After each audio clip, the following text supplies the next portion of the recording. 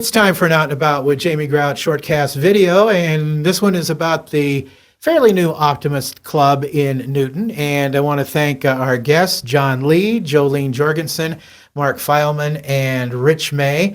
And first we will talk to Jolene Jorgensen. And Jolene, maybe you can tell us a little bit about the history of the Optimist Club.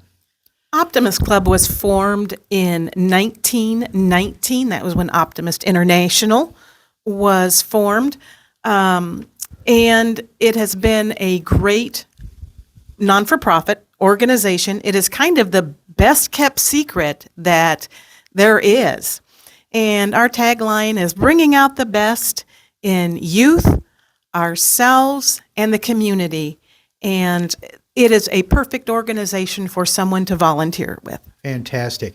Okay, who wants to talk about the local Newton Club? Because we want to let people know about the Newton Club. It's been around for, about 5 months. And John Lee, who's pretty well known around the Newton area, has a photography shop here. You want to talk about that and address that a little bit, John? Sure.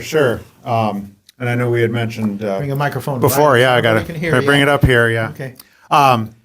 No, actually, the Optimist Club used to be years and years ago here, and I actually started getting involved then. But when I heard the club was coming back and we were trying to get rechartered, I had been looking, so it was kind of Providence, I guess, that an organization that is helping with youth and doing some of their trademark projects like the Avenue of Flags and some other things we'll talk about here. We also do help with local organizations, and it's something that I feel is important to give back to any community, whether you're an independent business person or just working and living in a community.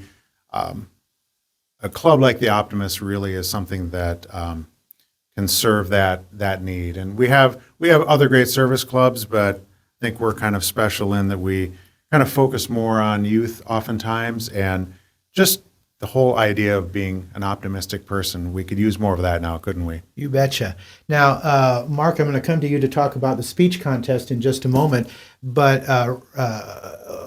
John, why don't you talk about some of the other projects that you have going on? Sure. And, some of the projects that they've been doing over the many years, I can't speak to specifically, but I am going to speak to a couple. One is the Avenue of Flags project that we are trying to get off the ground.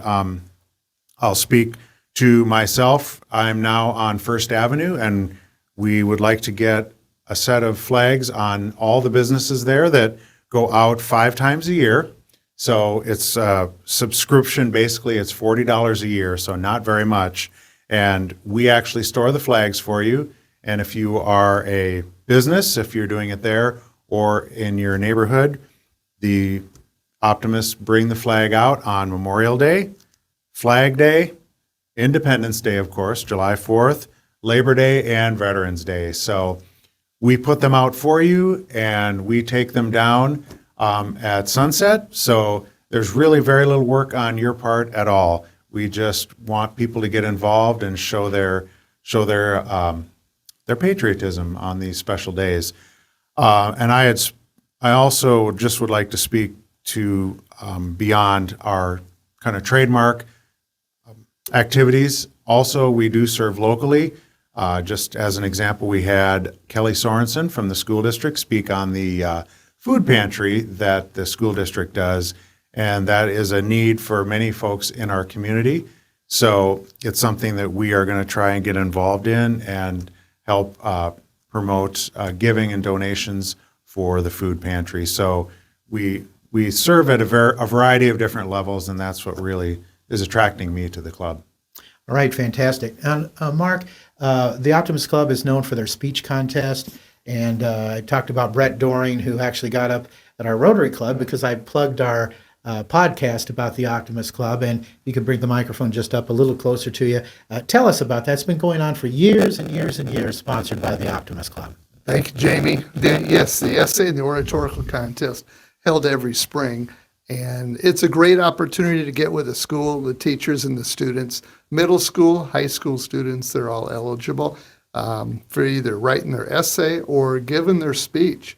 And it's always rewarding to see, especially for the oratorical, to see the students stand up and give like a 6 to 8 minute speech. And, about usually it's the topic varies each year, but it's a patriotic topic usually. So it's a win-win, good for the students, and it's great for the members to get involved with the schools. Okay, fantastic. Maybe pass the microphone over to Rich and talk about the meetings that you have. And I know that you usually have a speaker. Yeah, the average agenda for a meeting would be come in, do the Pledge of Allegiance, introduce the speaker, have the speaker give their presentation on what they are doing in the community that hopefully will align with our goals, and then a little bit of business, and then wrap up with our creed.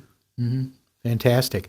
Well, that is just great. And I know that people are interested in, finding out more if they're watching this video podcast, and because it does sound like a great organization, great service organization, and you're just trying to build up your membership. And I know that, we had talked about this on the lengthy podcast, but it's, you'd like people to come to the meetings, of course, but attending the projects, very, very important, right? Yes, members, we're not required to be for every meeting. They can come when they can, if they can. But showing up for the projects, helping with them, and carrying through what our theme is, and that's bringing out the best. Where I think most people kind of get concerned, and I got this pushback when I was talking to people, was I don't have time.